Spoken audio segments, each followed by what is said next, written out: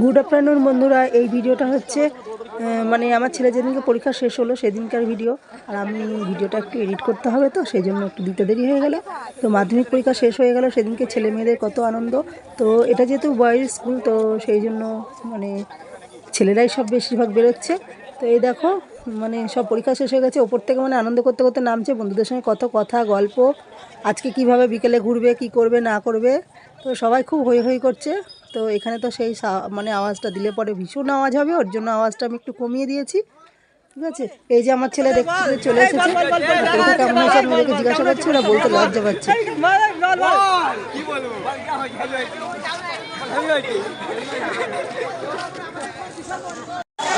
একবার তো বলতে পারতিস তোরা, কেমন আছে বল। ওই যে বিক্রম, তুই বল তোর কেমন আছে? আমার তো ভালোই হয়। তোর তো নাকি নিয়ে দিয়েছে যাবে